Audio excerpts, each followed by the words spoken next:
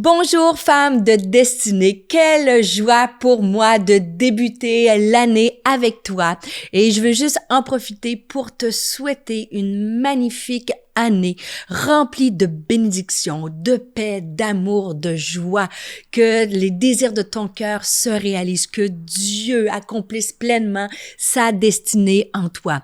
Alors, bonne année et que tu puisses rêver grand cette année, que Dieu puisse te propulser aussi, toi et les personnes qui te sont chères. Et je veux t'encourager à suivre les 3 prochaines capsules parce que je vais te donner dans ces 3 prochaines capsules des clés, je crois, ça va être comme un catalyseur pour toi, pour aller encore plus loin, pour vivre une année 2024 incomparable et exceptionnel. Et juste avant, je t'offre la masterclass encore une fois. Tu peux regarder la masterclass en allant sur le lien qui apparaît au bas de la vidéo et la masterclass sur les secrets de la femme de destinée pour que cette année, tu puisses entrer pleinement dans ta destinée. Et c'est le plaisir aussi pour moi de te parler juste vitement de mon livre Incomparable. J'en parlerai dans une prochaine capsule, mais il n'y a rien de mieux. Et c'est ce qu'on va parler aujourd'hui, de parler de la prière, de commencer l'année dans la prière. Et Incomparable est un journal dévotionnel où semaine après semaine, tu peux lire la parole de Dieu avec des explications, des textes bibliques, te fixer des objectifs, poser des actions et des réflexions. Je t'en parle plus tard dans d'autres capsules, mais je veux juste te dire si tu as le goût de développer ta vie de prière, Incomparable, disponible sur Amazon.fr ou Amazon.ca. Alors, je t'ai dit, aujourd'hui, je te parle de clés pour une année incomparable et exceptionnelle. Et une des clés, tu l'auras probablement deviné, je veux te parler de la prière. Et mon désir pour ma propre vie, mais pour ta vie, toi, femme de destinée, que nous puissions prier encore plus cette année que nous avons prié l'année précédente. Et le titre de cette émission aujourd'hui, c'est « La prière ranime la foi et la foi anime la prière ». Je le répète parce que j'aime trop cette déclaration-là. La prière va ranimer ta foi cette année et ta foi va animer ta vie de prière. Foi et prière marchent ensemble. Et la foi, elle est capitale dans notre marche avec Jésus. En fait, c'est au cœur de notre relation avec Dieu. C'est tellement important que même dans le livre aux Hébreux, c'est écrit que sans la foi, sans celle-ci, il est impossible de lui être agréable. Et encore là, qu'est-ce que c'est quand on regarde au livre des Hébreux, au chapitre 11, ça nous donne une description de la foi. Probablement que tu le sais, mais je veux te rappeler, et peut-être que des fois tu dis, Seigneur, il me semble Stéphanie, j'ai pas la foi pour cette situation-là. Je veux te rappeler qu'est-ce que c'est avoir la foi. La foi, c'est une façon de posséder ce qu'on espère. C'est un moyen d'être sûr, d'être convaincu des réalités qu'on ne voit pas, de ses promesses et de la puissance de Dieu. En fait, je prie que cette année, Dieu te donne ou te redonne la foi pour une situation que tu traverses. La foi pour être guéri de ton passé. La foi pour être guéri d'une relation toxique. La foi pour voir le miraculeux dans ta maison, dans ton corps, dans ta santé. Et écris-moi un petit mot disant, Stéphanie, prie pour moi, j'ai besoin, comme les disciples, Seigneur, augmente ma foi. Parce que quand ma foi est augmentée, j'arrive pour prier et j'y vais, je peux prier avec détermination. Et Jésus nous a dit, il a lui-même enseigné que en fait, la foi, il a comparé à un petit grain de sénévé. En fait, ça en prend pas beaucoup. Juste garde la foi qu'aujourd'hui Dieu peut redonner cette foi-là comme un petit grain de sénévé. Le grain de sénévé, alors que tu le plantes dans la terre, devient un grand arbre. Alors ton petit peu de foi aujourd'hui, Dieu peut le faire devenir un grand arbre. Aussi, la foi, qu'est-ce que c'est que j'aime beaucoup ce verset-là dans 2 Corinthiens, au chapitre 4, verset 18, qui dit « Nous regardons non point aux choses visibles, mais à celles qui sont invisible. Je veux t'encourager cette année, dès cette semaine, dès aujourd'hui, à commencer à prier en ne regardant pas à ce qui est visible, mais en regardant à ce qui est invisible. En fait, c'est ça la foi, de voir les choses qui ne sont pas aujourd'hui comme elles vont devenir, de réclamer les promesses de Dieu que tu vois peut-être pas aujourd'hui comme elles vont devenir. Et en fait, la foi, c'est voir la lumière quand ton cœur voit la noirceur. C'est que Dieu puisse te donner cette foi-là. Bonjour, ici Luc Dumont. Si tu es béni et inspiré par ces émissions et que tu veux nous aider à diffuser encore davantage ce message, eh bien, deviens aujourd'hui un partenaire d'Exponentiel TV. C'est simple. Tu vas dans le lien qui apparaît dans la description de cette vidéo et tu rejoins la communauté des activateurs de destinée. De retour à l'émission. Mais le plus important, en fait, quand on prie, bien sûr, la Bible nous dit de prier avec foi, mais le plus important, c'est de savoir sur quoi repose ta foi. En fait, sur qui repose ta foi. Parce que la foi, quand je te dis de regarder à ce qui est invisible, de pas regarder à tes circonstances, la foi, ça ne veut pas dire que nous vivons notre vie dans le déni. Avoir la foi ou prier avec foi, cela ne veut pas nier ça ne veut pas dire que nous nions les circonstances. Cela ne veut pas dire que nous vivons dans un monde de licornes, de bisounours ou que on est hyper spirituel et que rien nous attend. Pas du tout. Nous pouvons avoir la foi parce que notre foi repose sur le Dieu Tout-Puissant. En fait, la foi n'a rien à voir avec ce que nous vivons ou ressentons. La foi a tout le rapport de notre foi, tout le fondement de notre foi est basé sur celui qui a toute autorité, toute puissance, toute souveraineté, tout pouvoir, toute puissance pour changer même les situations les plus difficiles de ta vie.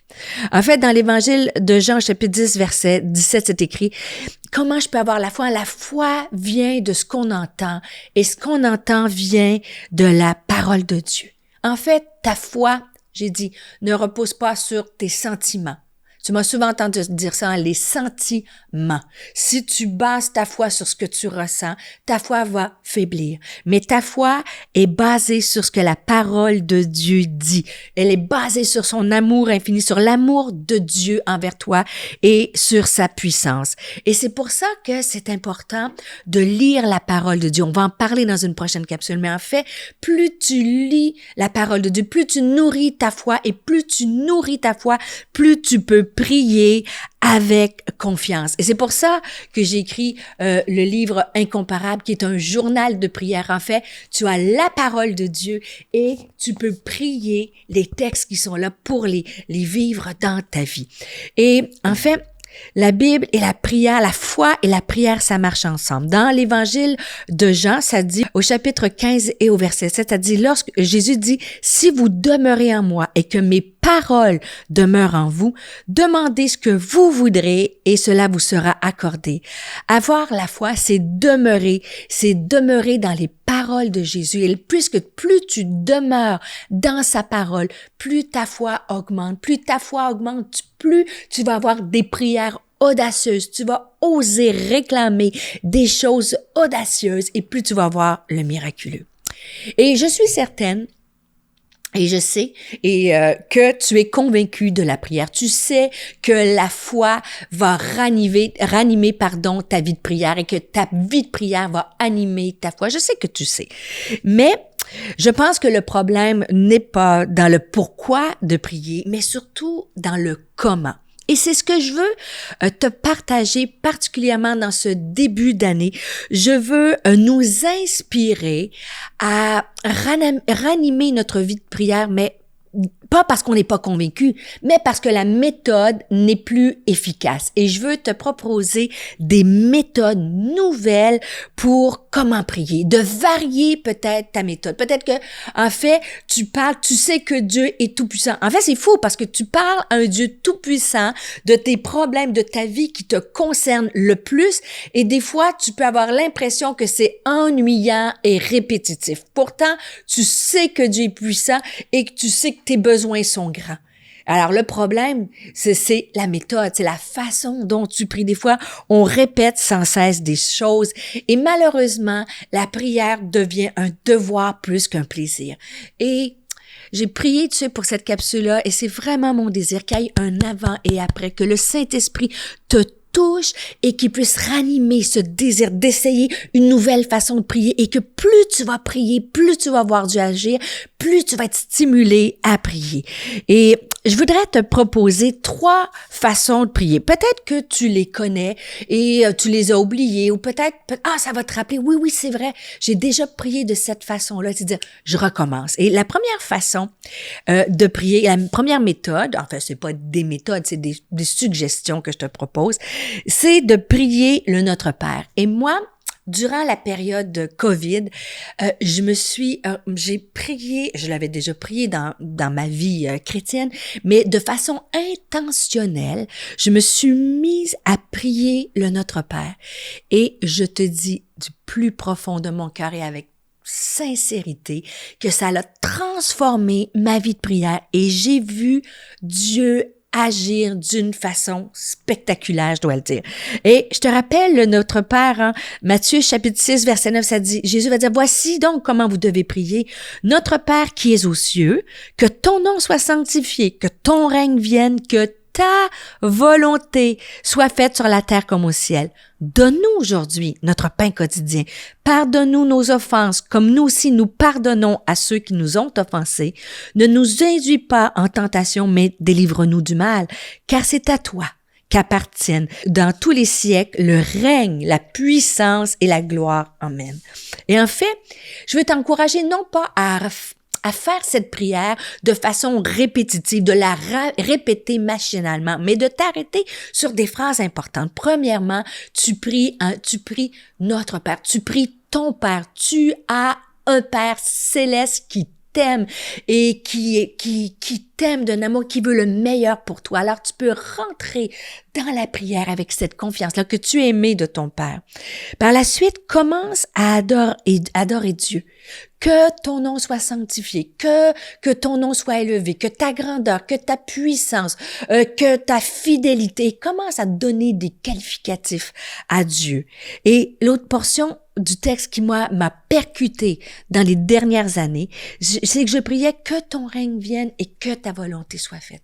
Je te mets au défi cette année de prier que Dieu puisse demander à Dieu. Seigneur, viens régner sur mon cœur, viens régner sur mes anxiétés, viens régner sur tout ce que je ressens. Tu es celui qui règne sur ma vie et surtout que ta volonté soit faite. Non pas ma volonté, mais ta volonté. Peut-être commence ta journée en disant, Seigneur, je te loue, je te rends honneur, que tu règnes sur ma vie et que ce que je vais vivre aujourd'hui soit le fruit de ta volonté. Alors tu vas voir, ça va changer ton regard sur les circonstances. Que ta volonté soit faite dans ma vie, dans mon mariage, dans ma famille, dans ma destinée, dans mon église. Que ta volonté soit faite. Après ça, demande à Dieu. Donne-nous aujourd'hui notre pain quotidien.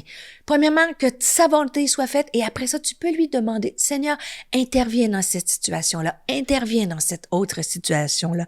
Tu lui fais connaître tes besoins. Par la suite, il y a une période d'introspection. Pardonne-moi mes offenses. Pardonne-nous nos offenses comme nous pardonnons à ceux qui nous ont offensés. Sonde mon cœur, ô Dieu. Est-ce qu'il y a quelque chose dans mon cœur qui ne te plaît pas? Viens, sonde-moi, mon Dieu. Et finalement, finis par une période de remerciement, un moment de remerciement parce que c'est à toi qu'appartient la gloire et la puissance. Merci pour ce que tu vas faire. Alors, je te dis, essaie cette année, dans les prochains jours, pendant quelques mois, de prier le Notre Père. Peut-être que tu as déjà essayé cette méthode-là, je t'en suggère une autre. Tu peux aussi prier directement la Bible. Et, par exemple, tu prends un texte de la Bible, ça peut être, je te lance là, le psaume 23, hein? L'Éternel est mon berger. Hein? Merci Seigneur, tu es mon berger, tu me guides. Ça veut dire un berger, tu prends soin de moi, tu me guides. Et ça veut dire l'Éternel est mon berger, je ne manquerai de rien. Et commence à dire, Seigneur, je te remercie parce que je ne manquerai de rien au niveau spirituel, au niveau émotionnel, au niveau financier. Hein? Je ne manquerai de rien. Il me conduit dans des verts pâturages. Seigneur, conduis-moi aujourd'hui dans des verts pâturages, dans des eaux paisibles. Et si je marche dans la vallée de l'ombre de la mort, je ne craindrai aucun mal. Commence à dire, Seigneur, je suis dans la vallée de l'ombre de la mort. Viens remplir ma coupe, viens m'aider. Et tu vois, tu peux commencer juste à prendre la Bible au lieu de répéter des choses et te perdre peut-être dans tes pensées à dire des prières ennuyeuses. Prie directement la Bible. Je te laisse une autre suggestion. Moi, j'aime prier régulièrement. Par exemple, dans l'Épître aux Romains au chapitre 8, il y a 5 déclarations que tu peux commencer ta journée en priant ta Bible ou en te couchant le soir. Ça dit, premièrement, Romains 8, verset 1, « Il n'y a donc maintenant aucune condamnation pour celle qui est en Jésus-Christ. » Verset 28, « Nous savons du reste que toute chose concourt au bien de celle qui aime Dieu et de celle qui est appelée selon son dessein. » Verset 31, « Si Dieu est pour moi aujourd'hui, qui sera contre moi? » Verset 37, « Mais dans toutes ces choses, je suis plus que vainqueur. » Je sais pas, au lieu que la prière devienne ennuyeuse, elle devient percutante, elle fait du bien à l'âme. Et ça dit, hein, Romains 8, verset 38 à 39, « Car j'ai l'assurance que ni la mort, ni la vie, ni les anges, ni les dominations, ni les choses présentes, ni les choses à venir, ni les puissances, ni la hauteur, ni la profondeur, ni aucune autre créature me pourra me séparer de l'amour de Dieu manifesté en Jésus-Christ, notre Seigneur. » Quelle belle prière! Répète-la à ton âme. Alors, j'ai dit comment une nouvelle méthode, tu peux commencer à prier le Notre Père. Tu peux prier la parole de Dieu et tu peux prier selon l'Esprit. Romains chapitre 8, verset 26, ça dit, « De même, l'Esprit aussi nous vient en aide dans notre faiblesse. En effet, nous ne savons pas ce qu'il convient de demander dans nos prières, mais l'Esprit lui-même intercède pour nous par des soupirs inexprimables. » Et il y a des saisons de notre vie que des fois on ne sait plus quoi prier parce que la vie est difficile. Et juste demander, Saint-Esprit, dirige ma prière. Jésus, sois avec moi. Saint-Esprit, inspire ma prière. Et le Seigneur va te guider dans cette prière. Alors, j'espère que cette émission a pu t'inspirer, te stimuler à prier davantage cette année. Je te rappelle, si tu as besoin d'outils incomparables, un journal de prière disponible sur Amazon.fr, Amazon.ca, mais aussi tu peux aller encore chercher des outils en regardant la masterclass gratuitement, en allant sur le lien qui apparaît au bas de la vidéo. Et je te souhaite une année dans la présence de Dieu, des cœurs à cœur avec Dieu, une année où tu vas être rempli, édifié et fortifié et propulsé dans ta destinée.